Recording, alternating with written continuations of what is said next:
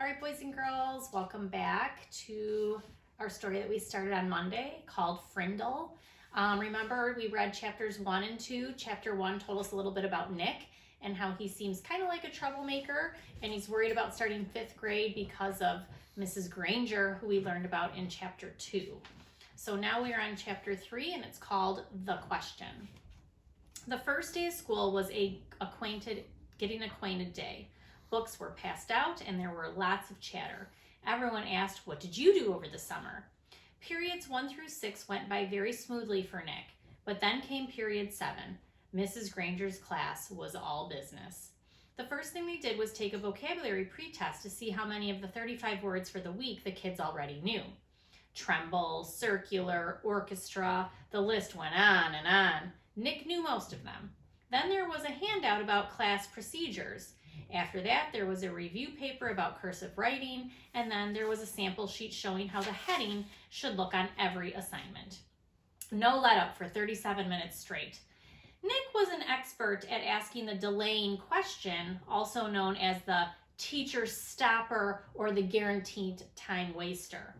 At 3 minutes before the bell, in that split second between the end of today's classwork and the announcement of tomorrow's homework, Nick could launch a question guaranteed to sidetrack the teacher long enough to delay or even wipe out the homework assignment.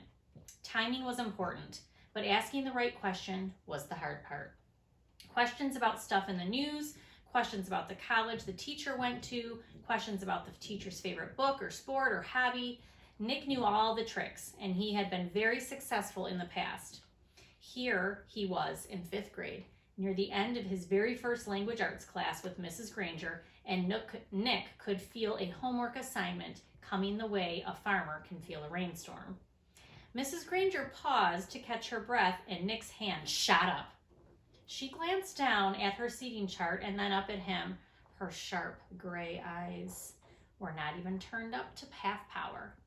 "Yes, Nicholas?" "Mrs. Granger, you have so many dictionaries in this room, and that huge one especially.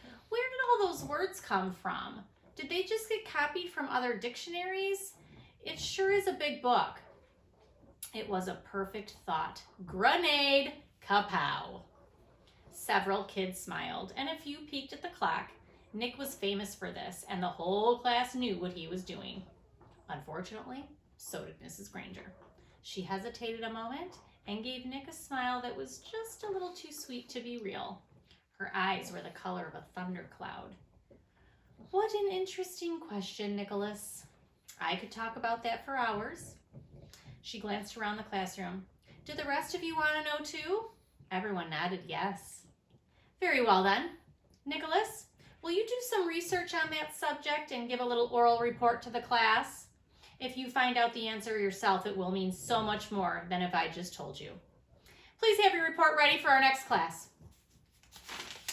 Mrs. Granger smiled at him again, very sweetly, and then it was back to business. "Now the homework for tomorrow can be found on page 12 of your Words Alive book." Nick barely heard the assignment. His heart was pounding and he felt small, very small.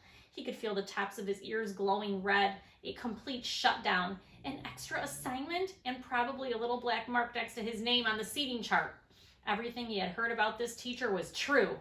Don't mess around with the loon, Granger. Okay, now chapter 4 is Word Detective. It was a beautiful September afternoon. Bright sun, cool breeze, blue sky, but not for Nick. Nick had to do a little report for the next day, plus copy out all the definitions for 35 words for Mrs. Granger. This was not the way school was supposed to work, not for Nick. There was a rule at Nick's house, homework first, and that meant right after school. Nick had heard his older brother James groan and grumble about this rule for years, right up until he graduated from high school 2 years ago. And then James wrote home from college after his first semester and said, "My grades are looking great because when I came here, I already knew how to put first things first." That letter was the proof Nick's mom and dad had been looking for. Homework first was the law from September to June. This had never bothered Nick before because he hardly ever had homework. Oh, sure, he looked over his spelling words on Thursday nights, and there had been a few short book reports in 4th grade, But other than that, nothing. Up to now, schoolwork never spilled over into his free time. Thanks to Mrs. Granger, those days were gone. First, he looked up the definitions of the brand new red dictionary that his mom had bought because Mrs. Granger told her to. It took almost an hour. He could hear a baseball game in John's yard down the street, yelling and shouting, and every few minutes the sharp crack of a bat connecting with a pitch. But he had to do a report for Mrs. Granger. Nick looked at the very front of the dictionary. There was an introduction to the book called Words and Their Origins. Perfect, Nick thought. It was just what he needed to do his report. It would all be over in a few minutes. Nick could hardly already feel the sun and breeze on his face as he ran outside to play homework all done. There's Nick working. Not too happy. Then he read the first sentence from the introduction. Without question, this modern American dictionary is one of the most surprisingly complex and profound documents ever to be created, for it embodies unparalleled detail, reflecting not only superb lexicographic scholarship, but also the dreams and speech and imaginative talents of millions of people over thousands of years, for every person who has ever spoken or written English has had a hand in its making.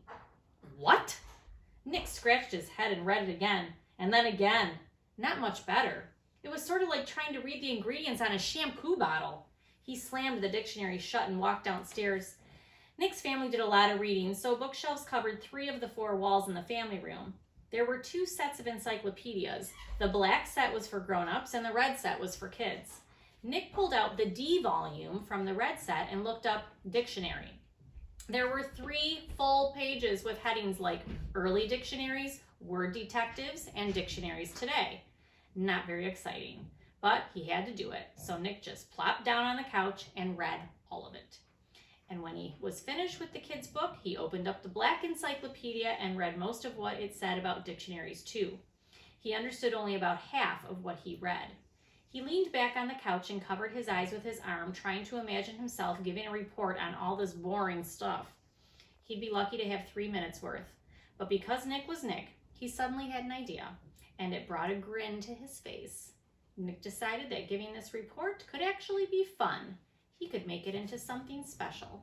After all, Mrs. Granger had asked for it. Oh boy, I wonder what Nick is planning, because so far, his trick didn't work out too well with not getting homework. Mrs. Granger kind of had him figured out. So, the last chapter we're going to read for today is chapter 5, and it is called The Report. By lunchtime the next day, Nick had a bad feeling in the pit of his stomach. 7th period was coming. He was going to have to stand up in front of Mrs. Granger's class. The eyes of everyone in the class would be glued to his face, and Mrs. Granger's eyes would be cranked up to maximum punch power. He looked over his notes again and again. The first English dictionary, The Growth of the English Language, William Shakespeare, words from French and German, new words, old words, new inventions, Anglo-Saxon words, Latin and Greek roots, American English. It all became a big jumble in his mind. And his grand plan from the night before. In the harsh fluorescent light of the school day, it seemed impossible. What is it with the clocks in school? When you're planning to go to the carnival after school, the clocks in every class particularly run backward. And the school day just lasts for about 3 weeks. But if you have to go to the barber or shopping for clothes after school, zip, the whole day's over before you can blink. And today, after lunch, periods 5 and 6 went by in 2 ticks. As the 7th period bell rang, Mrs. Granger walked into the classroom, took 4 steps to her desk at the side of the room, flipped open her attendance book, glanced out at the class, and made 2 little check marks. Then, looking up at Nick, she said, "Oh, I think we have a little report to begin our class today. Nicholas?" 15 seconds into 7th period, and Nick was on stage. This lady plays for keeps, thought Nick. He gulped, grabbed his crumpled note cards in his book bag, and walked to the front of the room. He stood next to the giant dictionary on its little table, and Mrs. Granger walked to the back of the classroom and sat primly on a tall stool next to the bookcases. She was wearing her blue uniform. Taking a deep breath, Nick began. "Well, the first thing I learned is that the first English dictionary," Mrs. Granger interrupted. "Excuse me, Nicholas. Does your report have a title?" Nick looked blankly at her. Title? No, I didn't make a title. Class, please remember to include a title whenever you prepare an oral or written report. Now, please go on, Nicholas. And she smiled and nodded at him. Nick began again. Looking right at Mrs. Granger, he said, "The dictionary." A couple of kids thought that was funny, but Nick played it straight and just kept talking. A lot of people think the first English dictionary was put together in the 1700s by a man named Samuel Johnson. He lived in London, England. He was real smart and he wrote a lot of books. And he wanted all the other smart people to have a good dictionary to use, so he made one. But there were other dictionaries before his. The thing that was different about Johnson's dictionary was its size. He had over 43,000 words in it. The class made a bunch of noise at this big number. Woo, wow, and stuff like that. And Nick lost his concentration. He glanced up at Mrs. Granger, expecting to see those eyes drilling a hole in him, but they weren't. They were mostly friendly in a teachery kind of way. She shushed the class and said, "Go on, Nicholas, that's a fine beginning." Nick almost smiled, but he saw all the kids staring at him, so he gripped his note cards even tighter and jumped back in. The other thing that Samuel Johnson did that was special was to choose the words he thought were most important and then give lots of examples showing how the words got used by people. For example, he showed the word take could be used in 113 different ways. Nick's report went on pretty smoothly for 12 minutes. Nick was surprised at how easy it was to stand there and talk about this stuff. At the end of the first 5 minutes, Mrs. Granger had to stop Nick again to say, "Class, it is not good manners to yawn out loud or to put your heads down on your desk when someone is giving an oral report." No one in the class cared a little bit about the report, except Mrs. Granger. Every time Nick glanced up, she was smiling, and her eyes were not least bit icy or sharp. She was eating this stuff up, listening and nodding, and every once in a while she would say, "Very good point," or "Yeah, that's exactly right." But the next time Nick looked up, he saw Mrs. Granger sneaking a look at her watch because 18 minutes had gone by. Maybe this idea was going to work after all. Time for phase 2. Reaching into his book bag, Nick pulled out the red dictionary he had brought from home, and most of the kids had. That one Mrs. Granger had said they should use. Nick said, "This is the dictionary that I use at home for my vocabulary work." And I opened it up last night to the very front, and right there I found out a lot about how the dictionary was made. Right in this book. So I thought some of the ideas would be a good part of my report. It says here, "Nicholas," Nick looked up. Mrs. Granger got off her tall stool and its wooden legs made a screech on the linoleum. Head snapped to attention and the class was alert again. Mrs. Granger smiled, raised her eyebrows and pointed at her watch. "Nicholas, I think the class should read that at home themselves." Now, John's hand was up in the air. And at Mrs. Granger's nod, he said, "But I don't have that dictionary at home, Mrs. Granger. I have the blue one." And several other kids immediately said, "Me too." Mrs. Granger tried not to show that she was annoyed. "Very well, Nick, but it shouldn't take too long. We have other things to do today." Nick kept his eyes open wide and nodded, adjusted his glasses on his nose, and began to read. "Without question, this modern American dictionary is one of the most surprisingly complex and profound documents ever to be created, for it embodies unparalleled detail, reflecting not only superb lexicographic scholarship, but also the dreams and speech and imaginative talents of millions of people over thousands of years. For every person who has ever spoken or written in English has had a hand in its making." It was a long article, and the kids were bored to death, but no one looked bored at all. Every kid in the room knew now that the period was more than half over, and that Nick's report wasn't just a report. It was one of the greatest time wasters he had ever invented. Mrs. Granger knew it too. She had edged around from the back of the room to the side near the windows. Nick glanced up at her now and then as he read, and each time Mrs. Granger's eyes clicked up to a new power level. After 8 minutes of Nick's best nonstop reading, her eyes were practically burning holes in the chalkboard behind him. There were only 10 minutes left in the 7th period. When he took a breath to start a new paragraph, Mrs. Granger cut him off. "That's fine. That's a fine place to stop, Nicholas. Class, let's all give him a round of applause for this report." The applause did not last long. As Nick took his book bag and notes and sat down, Mrs. Granger's eyes went back to almost normal, and she actually smiled at him. Although your report was a little long, she paused to let that sink in, it was quite a good one. And isn't it fascinating that English has more different words than any other language used anywhere in the world? She pointed at her large dictionary. That one book contains the definitions of more than 450,000 words. Now, wasn't I right, Nicholas? All this will mean so much more since you learned about it on your own. Mrs. Granger was beaming at him. Nick sank lower in his chair. This was worse than writing the report, worse than staying up to give it. He was being treated like the teacher's pet. And he had the feeling she was going to do it on purpose. His reputation was in great danger. So he launched another question. He raised his hand. And he didn't even wait for Mrs. Granger to call on him. Yeah, but I still didn't really get the idea of why words all mean different things. Like, who says that D-O-G means the thing that goes woof and wags its tail? I mean, who says so? And Mrs. Granger took the bait.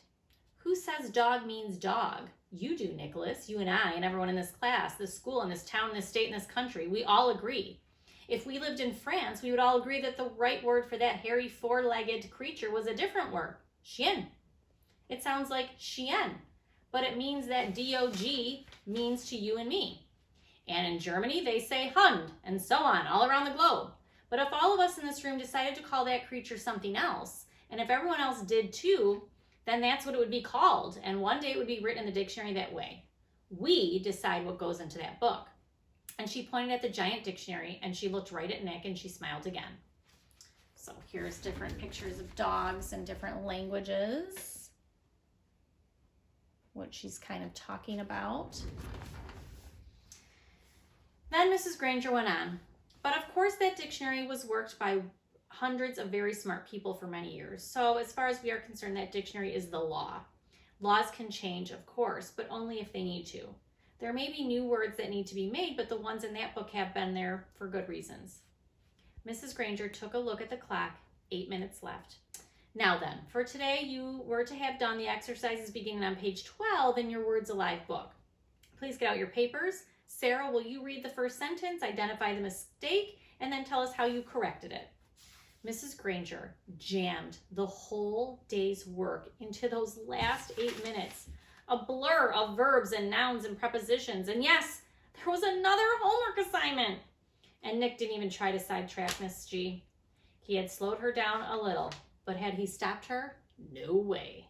She was unstoppable, at least for today. So that's the end of that chapter.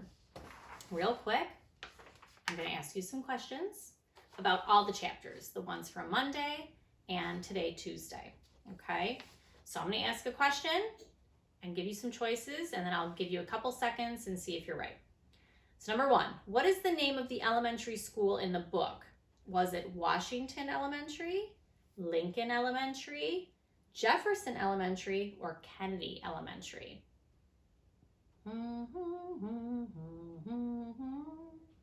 It's B, Lincoln Elementary. Okay, number 2.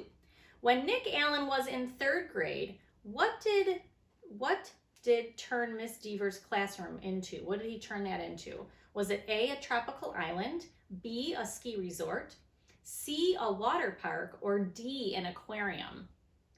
Think of the things he brought to the class and what the kids did. A, tropical island. Number 3, what did Mrs. Granger expect every student to have at their home? A, an encyclopedia, B, a thesaurus, C, a dictionary, or D, internet access? We should all know this after that chapter. It is C, a dictionary. Number 4, what special quality made Mrs. Granger famous? Was it A, her x-ray vision, B, she has eyes in the back of her head, C, her extraordinary strength, or D, her super hearing? This was mentioned earlier in the book. It is A, x-ray vision. Okay, this one, true or false? Nick wasted Mrs. Granger's entire class period with his presentation. True or false? This one's a little tricky. It's actually false. He did waste most of that time, but it said in that chapter that she still got all her teaching in those last 8 minutes. And the next one, Mrs. Granger fit an entire day's work. I just told you guys this answer. I do this all the time. Mrs. Granger fit an entire day's work into the last 8 minutes of class. True or false? True. I just said it. Okay, and real quick, what is that guaranteed time waster? Remember, that's something that Nick kind of invented and he's kind of known for, where he waits till the end of the school day or the class period to ask a question that he thinks is going to waste the time or sidetrack or trick the teacher so that she forgets or doesn't have time to give homework. But it did not work for Mrs. Granger. I wonder if it'll happen at all throughout this book, if he'll get her or not. She seems pretty smart. All right, I hope you are enjoying this book. I will see you hopefully tomorrow at our Zoom meeting. You're going to need paper and pencil, and you will also need your picture that you did on Monday of Mrs. Granger with a couple sentences explaining her personality. Okay? Thanks, guys.